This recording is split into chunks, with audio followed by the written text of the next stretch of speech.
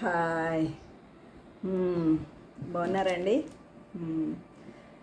కొన్ని కుటుంబాలలో మన తల్లిదండ్రులని ఎలా చూస్తున్నారంటే, తల్లిదండ్రికి మేము తిండి పెడుతున్నాము, మేమే ఉంచుకున్నాము మా తల్లిదండ్రుల్ని అంటున్నారు. ఉంచుకోవడం ఏంటండి? వాళ్ళు గిట్ట లేకుంటే జీవితం ఎలా ఉండేది?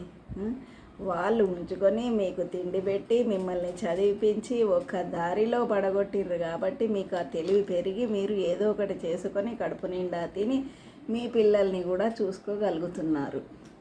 అదన్నిటికి కారణం ఏంటి? మీ తల్లిదండ్రులే కదా. కానీ వాళ్ళు వృద్ధులైపోయినాక వాళ్ళని చూసుకోవడానికి మీకు ఇబ్బందులు అవుతున్నాయి. అలా ఇబ్బంది పడితే ఎలాగండి? తల్లిదండ్రి ఎన్నో ఆశలతోటి ఎన్నో ఇదితోటి కష్టపడి వాళ్ళ కోరికలన్నీ అణుచు వేసుకొని పిల్లలు పిల్లలు పిల్లలు వాడిని ఇది చదివిపియాలా, వాడిని అది చదివిపియాలా, ఈమెను ఇది చేపియాలా, ఇలా అని చెప్పేసి ఎన్నో ఆశలు పిల్లలపైన పెంచుకొని వాళ్ళను చాది సవరించి మంచి స్కూళ్ళల్లో వేయాలా, మనతోటి కాదు అనేసి అన్నా కూడా కష్టపడదామండి అని చెప్పేసి భార్యాభర్తలు ఇద్దరు కష్టపడి పిల్లల్ని మంచి కాన్వెంట్ స్కూళ్ళల్లో వేసి చదివిపిస్తారండి.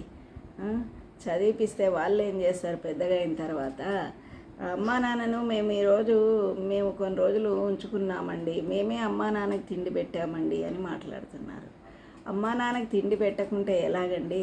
వాళ్ళ వయసంతా మీ మీదనే చేసుకున్నారు, వాళ్ళ వయసంతా మీకే పెట్టిండ్రు, వాళ్ళ సంపాదన అంతా మీకే పెట్టిండ్రు, వాళ్ళ రక్త మాంసాలన్నీ మీకే ఇచ్చిండ్రు కదండి. పిల్లలకే కదా, పిల్లల గురించే దారపోసిండ్రు కదా, వారిదంతా శక్తి. అట్లా చేసినప్పుడు తల్లిదండ్రిని మీరు ఎలా చూసుకోవాలి? అది అర్థం చేసుకోవాలండి. ముగ్గురు నలుగురు కొడుకులు ఉన్నారనుకో, వాళ్ళు ఏం చేస్తున్నారు? అమ్మ నాన్నని మేము ఈ నెల తీసుకెళ్తాము, వచ్చే నెల తమ్ముడు తీసుకెళ్తాడు, మళ్ళీ వచ్చే నెల అన్న తీసుకెళ్తాడు, చెల్లి తీసుకెళ్తుంది, ఇట్లా అంటున్నారు. నెల కాగానే రేపటి నుంచి రేపు ఫస్ట్ వచ్చేసింది, రేపు అన్న దగ్గరికి వెళ్ళిపోవాలమ్మా అని చెప్తున్నారు. అలా అంటే వాళ్ళ తల్లిదండ్రికి ఎంత బాధ అనిపిస్తుందండి? తల్లిదండ్రికి పిడికెడ మెతుకులు ఇంత తిండి పెట్టడానికే మనకు బరువైపోతుంది. అలా అనుకుంటే తల్లిదండ్రి మన నలుగురికి ఎలా పెట్టి పోషించారనుకుంటారు? నలుగురికి ఒక్క నెల కాగానే ఫస్ట్ వచ్చేసింది, వెళ్ళిపోవాలా అమ్మా, వెళ్ళిపోవాలి, అన్నయ్యకి ఫోన్ చేస్తాను వెళ్ళిపో, లేకుంటే నువ్వే ఫోన్ చేసుకొని వెళ్ళిపో, ఇక నేను పెట్టను, వెళ్ళిపోవాలి ఇంట్లోకి వెళ్ళి అంతే అని మాట్లాడుతున్నారు. అలా మాట్లాడితే తల్లిదండ్రి కూడా మీరు బరువే అనుకుంటే ఇంత చదువులు చదివిపించి ఇంత కథ మీకు ఎలా చేశారండి? చెప్పండి, ఆలోచించండి. కాబట్టి అమ్మా నాన్న మీరు మా దగ్గర ఉండండి, మేము పోయే వరకు మా దగ్గరనే ఉండండి అని చెప్పేవాళ్ళే కరువైపోయారు. అంతేనా? నేనే ఎందుకు చూడాలి? నేను ఒక్కనే పుట్టానా? అన్నయ్య పుట్టలేదా? తమ్ముడు పుట్టలేదా? చెల్లి పుట్టలేదా? వాళ్ళందరూ తీసుకోవాలి, వాళ్ళందరూ ఆస్తులు తీసుకుండట్లేదా? ఇలా మాట్లాడుతున్నారు. కానీ చాలా కష్టమండి తల్లిదండ్రులు. అలా నెల ఇక్కడికి వెళ్ళాలి, ఫస్ట్ అయిపోయింది వెళ్ళిపో అనగానే అక్కడికి వెళ్ళిపోవాలి, మళ్ళీ తమ్ముడు దగ్గర పోవాలి, అక్కడ ఫస్ట్ అయిపోయింది వెళ్ళిపోవనంగానే అక్కడికి వెళ్ళిపోవాలి. ఇలా అంటే కన్న తల్లిదండ్రికి చాలా బాధ కదండి. ఇక కొందరైతే అనాథ శరణాలయాలు వేసేస్తున్నారండి, అనాథ శరణాలయాలు అంటున్నాం, వృద్ధాశ్రమాలలో వేసేస్తున్నారండి. చెప్పండి, అలా వృద్ధాశ్రమాలలో వాళ్ళకు రూమ్లో అన్నీ ఇక టీవీ అన్నీ, వాళ్ళకు ఫ్రిడ్జ్ అన్నీ, వాళ్ళకి కావాలన్న తిండి వాళ్ళకి అన్నీ లగ్జరీగా పెట్టాలి అని చెప్పేసి వాళ్ళతో మాట్లాడి అనాథ శరణాలయాలలో వృద్ధాశ్రమాలలో వేసేస్తుండ్రు. అలా వేసేస్తే తల్లిదండ్రికి మనవల మీద, మనవరాళ్ళ మీద, కొడుకుల మీద, కోడళ్ళ మీద తనువు చాలించే వరకు వాళ్ళని చూసుకుంటూ బ్రతుకుతామని చెప్పేసి వాళ్ళు ఎన్నో ఆశలతోటి వాళ్ళ మీదనే ఇదైపోయి ఉంటుంటారండి. కానీ తీసుకొచ్చి వాళ్ళని వృద్ధాశ్రమంలో వేస్తే వాళ్ళు చాలా ఇదైపోతారండి. మనసు మొత్తం ఇదైపోయి బాధతోటి కుములుకుంటూ జీవిస్తారండి. ఆఖరి బ్రతుకు వాళ్ళది వృద్ధాశ్రమాలల్లో చాలా కష్టంగా బ్రతుకుతుంటారండి. చూడండి ఎలా అనిపిస్తుందండి? మన కొడుకులు కోడళ్ళు అందరూ ఉంటారండి. పోనీయండి, ఇప్పుడు Australia, America, Canada, Russia, Singapore అనేసి అంటే వాళ్ళ పిల్లలు అక్కడ ఉంటున్నారంటే తల్లిదండ్రుని ఇక్కడ అలా వేసిండ్రు అనేసి అనుకుందాం. కానీ వాళ్ళు అక్కడ లేకున్నా సరే, ఇక్కడనే ఉన్నా సరే, తల్లిదండ్రిని తీసుకుపోయి ఎవరు చేస్తారు? మీ అమ్మ ఇలా తిడుతుంది, మీ అమ్మ అలా తిడుతుంది అని చెప్పేసి తీసుకుపోయి వృద్ధాశ్రమాలలో వేసేస్తున్నారండి. ఆ తల్లిదండ్రి ఆ లాస్ట్ పీరియడ్ వాళ్ళది, వాళ్ళకి ఏం బతుకుతారో, ఎన్నేళ్ళు బతుకుతారో తెలియదు. ఎంత బతికినా ఎక్కువ బతకరు కదండి. అందు గురించి వాళ్ళని వృద్ధాశ్రమంలో వేయకుండా మనవరాళ్ళ దగ్గర ఉండేటట్టు, వాళ్ళ జీవితం కొనసాగేటట్టు చూడాలండి. అలా చూస్తే వాళ్ళ ఆత్మ కూడా క్షోభించకుండా, బాధపడకుండా మంచిగా వాళ్ళు కూడా బతకగలుగుతారండి. వాళ్ళు ఇష్టమైన తిండి ఏంటండి వాళ్ళు తినేది? ఏది తిన్నా అరగదు.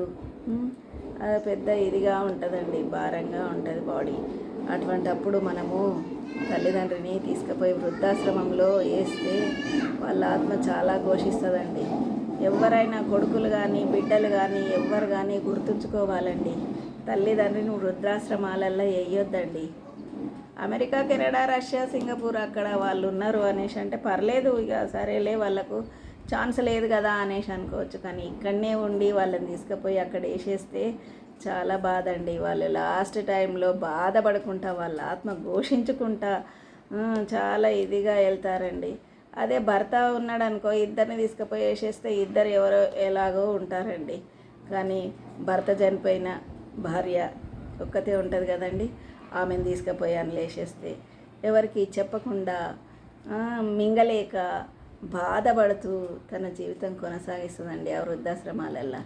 అది మళ్ళీ తర్వాత మన పిల్లలకు మనకు తగులుతుందండి. వాళ్ళ తల్లిదండ్రులు అలా బాధపడితే, ఎందుకంటే వాళ్ళ కడుపు వాళ్ళ కడుపులో నుండి కన్నారు, పెంచారు, పెద్ద చేశారు, ఇవన్నీ జరిగినాయి కదా. అలా తీసుకుపోయి వాళ్ళని అలా వేసేస్తే వాళ్ళ ఆత్మ ఎంత ఘోషిస్తుంది. అప్పుడు ఏదైనా వాళ్ళు అనుకున్నారనుకో వాళ్ళ మనసులో, అది మనకు తగులుతుందండి, ఖచ్చితంగా తగులుతుంది. అందుకని వాళ్ళని మంచిగా చూసుకోవాలి. మన దగ్గరనే పెట్టుకుందాం, ఏమవుతుంది?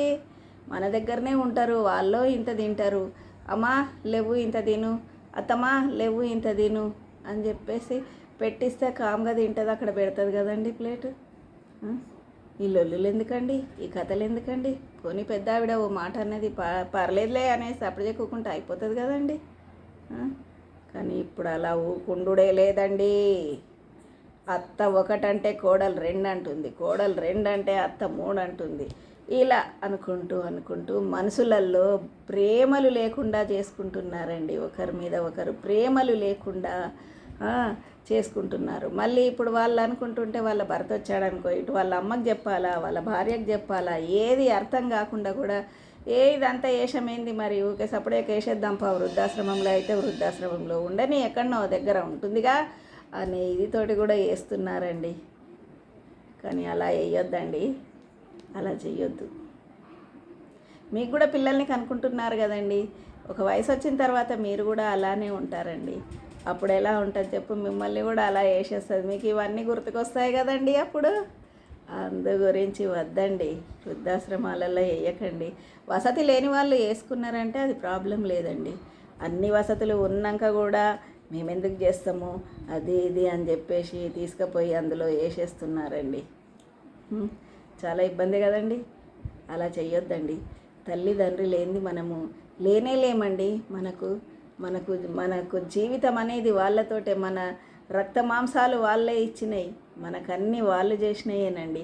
వాళ్ళు ఇచ్చిన చదువుతోటే మనము చదువుకొని పెద్దయి ముఖ్యమంత్రి అయినా కలెక్టర్ అయినా ఎవరైనా ఆ తల్లిదండ్రులు చేసే కృషి మీదనేనండి ఉండేది. చాలా కష్టపడతారండి తల్లిదండ్రి. మనం కూడా కష్టపడి ఎన్ని ఇది వచ్చినా మనం కూడా కష్టపడి వాళ్ళని మంచిగా చూసుకోవాలండి. అలా చూసుకుంటేనే మనకు మంచిదండి. మనల్ని కూడా దేవుడు కూడా మంచిగా ఆశీర్వదిస్తాడు. మనకు కూడా కోరుకున్న కోరికలు నెరవేరుతాయి, అన్నీ మంచిగా అవుతాయండి. మన పిల్లలు కూడా ఉన్నారు కదా, మన పిల్లలు కూడా అవన్నీ చూస్తున్నారు. వాళ్ళు కూడా అవన్నీ చూసుకుంటా, మా అమ్మ ఇలా అనింది మా నానమ్మని, మా అమ్మ అలా అనింది మా తాతయ్యని, మా నాన్న ఇలా అన్నాడు మా తాతయ్యని, ఇవన్నీ లేకుండా మనం కూడా వాళ్ళని మంచిగా చేసేసి మంచిగా చూసుకున్నామనుకో, ఏ లొల్లులే ఉండేవి కదండి, ఈ వృద్ధాశ్రమాలు అంటూ ఉండేవి కదండి. అసలు ఇప్పుడు ఎన్ని పుట్టాయండి వృద్ధాశ్రమాలు అంటే వృద్ధాశ్రమాలు చాలా వచ్చాయండి. ఇంతకుముందు ఎక్కడనో ఒకటి ఉండేదండి, ఇప్పుడు అలా కాదు, అడుగడుగున వృద్ధాశ్రమాలు ఉన్నాయి. ఎందుకండి? ఇలా ఉంటున్నారు కాబట్టి. అందు గురించి తల్లిదండ్రి కానీ, అటు బిడ్డ కొడుకు వీళ్ళందరూ కానీ ప్రేమతో ఉండాలండి. తల్లి ఒక మాట అన్నది, పర్లేదులే అనేసి ఊకోవాలి.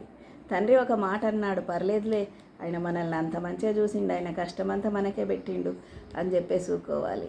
అలానే పిల్లలు కూడా ఏదైనా అంటే వాళ్ళు బయటకు పోయి పనులు చేసి వస్తారు కదా, ఏదో అలసట మనం ఏదో ఒక మాట అన్నారులే అని చెప్పేసి తల్లిదండ్రి కూడా కొంచెం ఇదిగా ఊకున్నారనుకో, ఆ కుటుంబం చాలా సవ్యంగా జరుగుతుంది. ఆ కుటుంబం మనశ్శాంతితోటి జరుగుతుందండి. అందరు మనశ్శాంతితోటి ఉండగలుగుతారు. అందు గురించి అందరూ మంచిగా ఇది చేసుకొని, తల్లిదండ్రి కానీ, కొడుకు కోడలు, బిడ్డ అల్లుళ్ళు, మనవలు మనవరాళ్ళు కూడా అందరూ పెద్దవాళ్ళని చూసి భయభక్తులతోటి ఉంటే చాలా మంచిగా మన జీవితం జరిగిపోతుందండి. అందు గురించి నేను చెప్పేది ఏంది అనేసి అంటే, పెద్దవాళ్ళు కానీ చిన్నవాళ్ళు కానీ ఏదైనా మనస్పర్ధలు వస్తే మన వాళ్ళే కదా అని చెప్పేసి సవ్యంగా నడిస్తే ఏది ఉండదండి మన మధ్యలో. హాయిగా సంతోషంగా సుఖంగా ఉండొచ్చండి. ఓకేనా? ఓకే, సబ్స్క్రైబ్ చేసుకోండి, లైక్ కొట్టండి ప్లీజ్.